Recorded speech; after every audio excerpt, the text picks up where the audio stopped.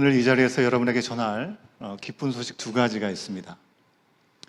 보통은 하나는 굿뉴스고 보통 하나는 배드뉴스를 보통 얘기하죠.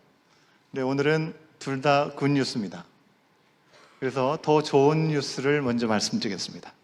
첫 번째 기쁜 소식은 우리 예수님이 죽음을 이기시고 부활하셨다는 것입니다. 아멘. 정말 부활하신 거 맞습니까? 그러면 환호성 정도 질려야 되는 거 아닙니까?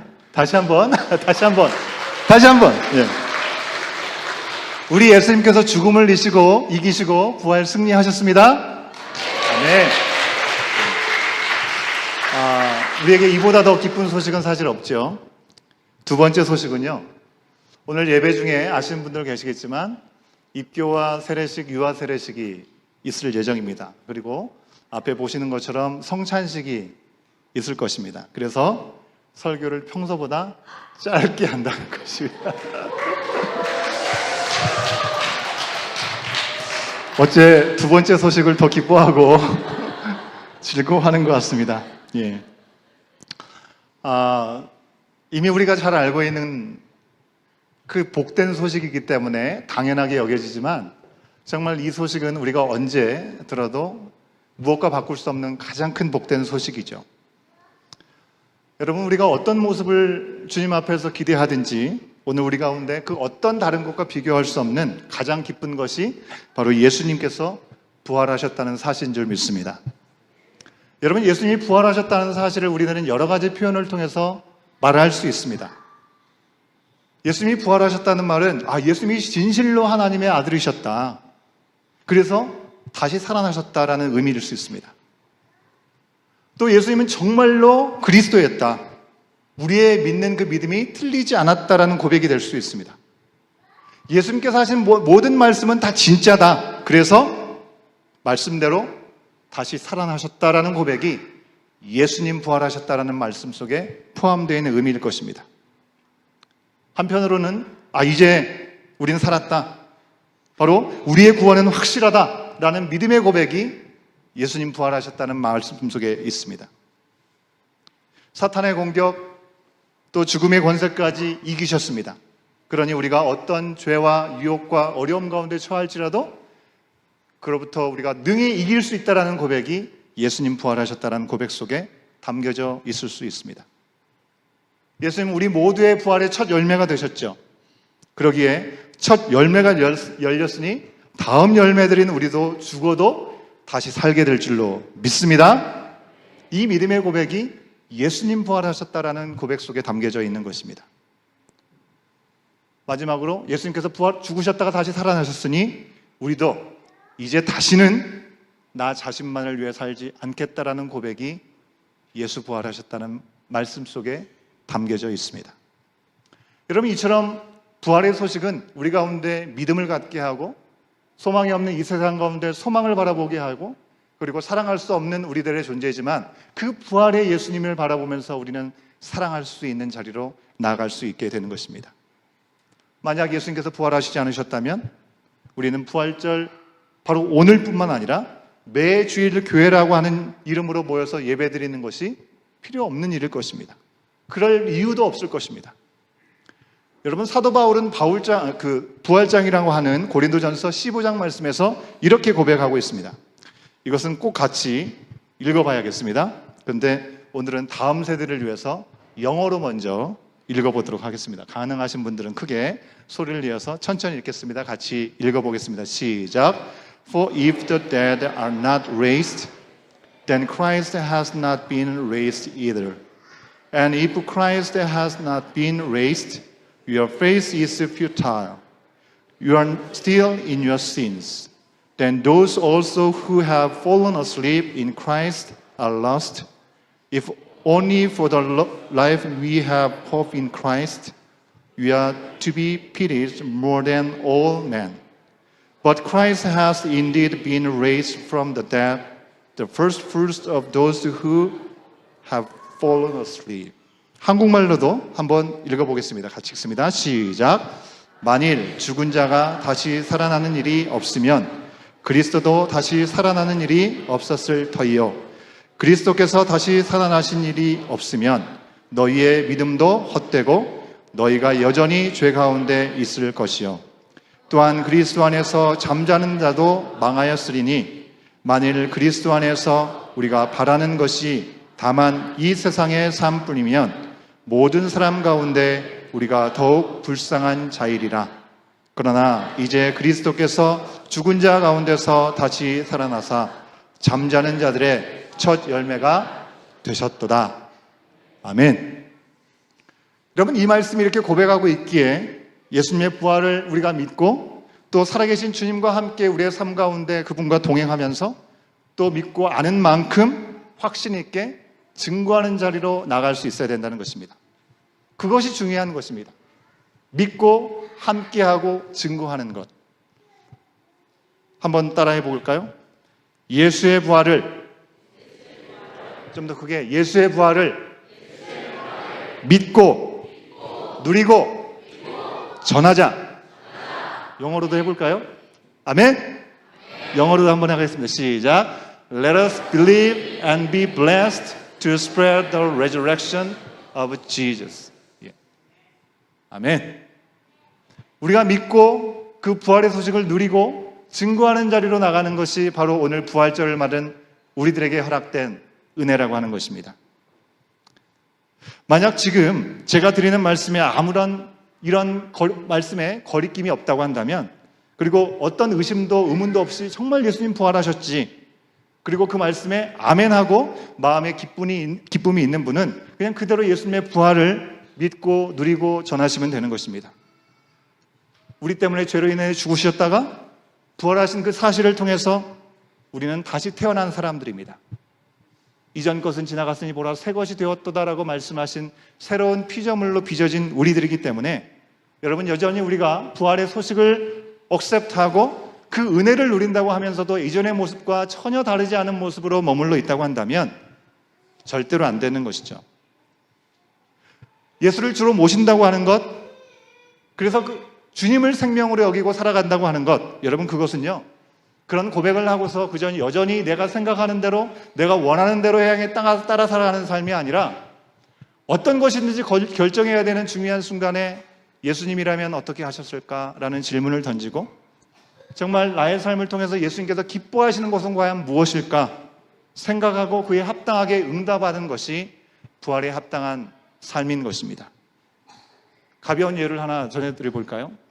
전에는 내가 원하는 곳으로 가고 내가 무조건 먹고 싶은 것을 먹었는데 좋은 배우자를 만나든지 어쨌든 친구를 만나서 연애를 시작하게 됐다고 했을 때 사랑하는 사람이 있으면 그 사람이 정말 그 사람을 사랑하기 때문에 그 사람이 좋아하는 것을 따라 좋아하게 되고 그 사람이 맛있게 먹는 거를 내가 별로 안 좋아하지만 또 맛있게 먹을 수 있는 것이 연애하는 사람들이 변화되는 일들 아니겠습니까?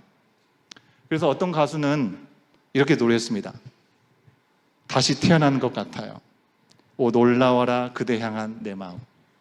오 새로워라 처음 보는 내 모습. 웃으시는 분은 무슨 노래인지 아시는 것 같습니다. 여러분, 연애를 경험하면서 전에 없던 나의 모습을 발견하면 마치 환생한 것 같은 그런 기분이 들면서 그런 고백을 할 수 있다는 것이죠. 그런 기분이 든다고 한다면 예수님을 믿고 다시 태어나서 죄와 죽음으로부터 자유함을 누리고 전혀 새로운 삶을 살아갈 수 있는 기회가 주어졌다면 어떻게 전과 똑같은 삶을 우리가 살 수 있겠냐고 하는 것입니다. 근데 분명한 것은요, 이 모든 것은 이 부활이 믿어지고 이 부활의 기쁨을 누리는 확신이 있어야 할지 그렇지 않으면 불가능하다고 하는 것입니다. 여러분, 예수님의 부활은 이 부활을 믿기 힘든 경우에는 억지로 믿어라 하고 그 말씀대로 살아라고 해도 그렇게 살아갈 수가 없는 것이죠. 예수님이 실제로 부활하셨습니다. 하지만 예수님의 부활을 믿지 못하는 사람들은 그 당시에도 있었다는 것입니다. 그래서 복음서를 기록했던 저자들은요, 예수님의 부활에 대해서 자세히 기록을 하고 있는 것입니다. 오늘 말씀 마태복음에서는 예수님의 부활을 빈 무덤에 대한 증인들을 소개하면서 우리 가운데 증거해주고 있습니다. 한때 무신론자였습니다. 그리고 지독한 회의론자였는데 그 사람의 이름은 리 스트로벨이라고 하는 저널리스트였습니다. 이미 유튜브나 이런 강의 영상들을 통해서 아마 접하신 분들도 계실지 모르겠어요. 이 사람은 대학에서 저널리즘을 공부했습니다. 그리고 에일대의 로스쿨에서 법학 석사를 받은 다음에 시카고 트리뷴에서 법률 전문 기자로 활동을 했습니다. 성격적으로나 직업상으로나 그는 모든 일에 뭐 그럴 수 있지 그런 생각을 하지 않는 사람이었습니다. 대충 넘어가는 일이 별로 없었습니다. 그의 사무실에는 바로 이런 문구가 써 있다고 합니다. 그 다음 거 보여주시죠. If your mom says she loves you, check it out. 예. 엄마가 사랑한다고 얘기하면 확인해 보라고 얘기하는 것을 거기다 써놓고 있다고 하는 겁니다. 얼마나 의심이 많은지 확인을 하기를 원하는지 우리가 엿볼 수 있는 것이죠. 아주 지독한 회의론자, 뭐든지 의심부터 해보고 그리고 증거를 찾아야 믿을 수 있는 사람이었다는 것입니다. 그런 그가 어느 날 아내가 교회를 다니기 시작하게 되면서 아내가 믿는 기독교가 역사가 아니고 신화일 뿐이라는 것을 증명하고 싶었던 것입니다. 그래서 연구하다가 결국 그가 맞아들이게 된 결론은 예수님은 신화가 아니라 역사라는 점을 받아들이고 무릎을 꿇게 되었다고 고백합니다. 예수님께서 계시지 않았거나 부활하지 않았다는 것을 믿는 믿음을 가지는 것이 훨씬 더 어렵다는 걸 그는 고백합니다. 그래서 그는 지금 목사이고 신학교의 교수가 되어서 여러 강연과 간증으로 그런 삶을 살고 있습니다. 예수는 그리스도시고 부활하신 분이라고, 그것이 진짜라고 그가 쓴 대표적인 책 바로 The Cast of Christ, 예수는 역사다라는 책을 통해서 누구보다도 열심히 전하고 증거하며 살아가고 있습니다.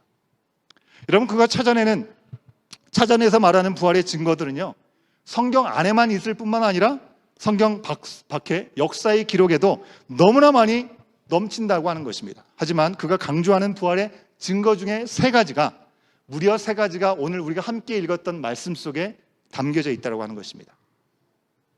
마태복음의 저자 마태는요, 오늘 말씀에서 예수님의 무덤이 빈 것을 보고 그것을 보고 들었던 사람들, 그리고 그것을 전했던 사람들에 대해서 이야기해주고 있습니다.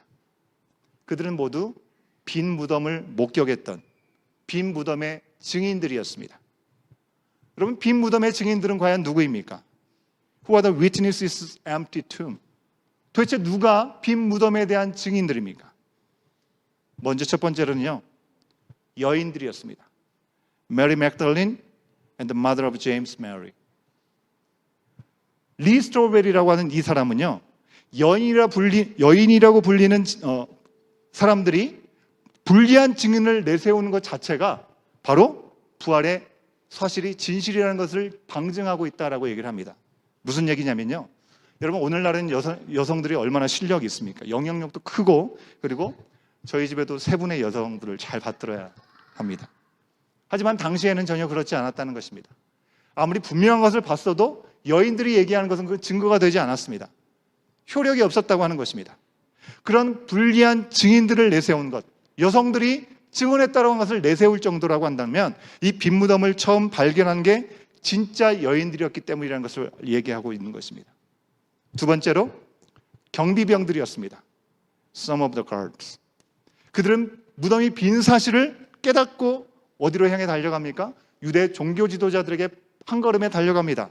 그리고 그들한테 이야기를 전하면서 무덤이 비었다는 것을 말할 때 대제사장들은 뭐라고 이 얘기를 합니까? 종교 지도자들을 찾아갔다는 것 자체가 무덤이 비어있다는 것을 두 번째로 얘기해 주는 것이고요. 대제사장과 종교 지도자들, 장로들, 그들의 모습, 세 번째죠. 그들은 예수님의 부활을 어떻게 해서든지 돈을 써서라도 거짓으로라도 아닌 것처럼 막으려고 했다고 하는 것입니다. 이 사람들의 이런 적극적인 방어가 무엇을 증언하는 것입니까? 무덤이 정말 비었다는 것을 증거해 주고 있는 것입니다. 마지막으로 11제자입니다. 그들은 갈릴리에 있는 예수님께서 지시하신 그 산에서 예수님을 직접 눈으로 목도하고 그분 앞에 경배 드렸습니다. 물론 그 중에는 의심하는 사람도 분명히 있었습니다. 눈앞에 보고도 두고도 믿지 못할 정도의 아주 놀라운 광경이었기 때문에 그랬겠죠. 그래서 어떤 사람들은 제자들이 예수님을 만났다고 하는 그것은 직접 본 것이 아니라 집단적으로 환각에 빠진 것이다 라고 해석을 합니다. 그러나 이 점으로 부활을 부정하려고 했던 리스토벨이라고 하는 아까 그 사람은요, 그 사람이 정신의학자를 찾아갔습니다. 로버트 워터스라고 하는 사람한테 이야기를 하니까 그 사람들이 다 정신 환각에 빠졌기 때문에 착각하고 있는 것이다라고 얘기를 했을 때, 이 정신의학자는 만일 집단 환각이라는 게 실제로 일어난 일이라고 한다면 그것은 예수님의 부활보다도 더 큰 기적일 것이라고 말을 했다는 것입니다. 일어날 수 없는 일이라고 판단한 것이죠. 여러분, 이처럼 오늘 말씀 마태복음 28장 1절부터 20절까지의 사회에서만 해도 우리는 넘치는 부활의 증인들을 만날 수 있습니다. 여러분, 오늘날 학계에서 믿음의 여부와 상관없이 예수님을 역사적인 인물로 실질적으로 받아들이고 있습니다. 다만 부활에 대해서는 회의적인 사람들이 많이 있는데요. 하지만 이 예수님의 부활에 대한 교리가 언제부터 시작되었습니까? 예수님께서 부활하시고 승천하신 직후부터 초대교회 안에 예수님에 대한 교리가 세워졌습니다. 그리고 2000년이라는 시간이 흘러왔죠. 그러기에 학계에서는요, 한 인물의 전기, 한 인물의 신화에 대한 것이 기껏해야 200년 안에 사라진다는 것입니다. 그런데 2000년이라는 시간 동안에 정립되고 전해진다고 하는 것 자체가 사실일 수밖에 없다고 고백하게 되는 것입니다. 여러분, 이처럼 부활의 증거는 너무나 많습니다. 하지만 우리가 아무리 지식적으로 남을 통해서 부활의 증거를 들어도 우리가 우리의 삶의 자리에서 말씀 속에 등장하는 여인들처럼, 제자들처럼 예수님을 만나고 그 앞에 무릎을 꿇지 않는다면 우리는 부활의 생명과 구원의 기쁨을 누리고 전하며 살 수 없습니다. 경비병들, 종교 지도자들이 그러지 않았습니까? 자기들의 앞걸음하느라 같이 누릴 수 있는 주님의 부활의 소식을 그들은 어떻게든지 은폐하고 가리고 아닌 것처럼 하려고 했습니다. 사랑하는 여러분, 예수님은 역사이신 줄 믿습니다. 부활은 실제 사건인 줄로 믿습니다. 다른 누가 아니라 바로 우리를 위해서, 우리를 죽음에서 다시 살리기 위해서 하나님께서 허락하신 최고의 기적이 주님의 부활입니다. 오늘 이 부활절에 우리가 말씀과 성례, 그리고 예배 후에 식탁의 공동체를 우리가 함께 나눌 텐데요. 그 나눔과 교제, 그리고 복음을 증거하는 이 전도를 통해서 이 기쁨과 감격이 우리를 덮고 우리를 새롭게 하는 귀한 전환점이 되는 귀한 시간이 될 수 있기를 주 이름으로 간절히 축원합니다.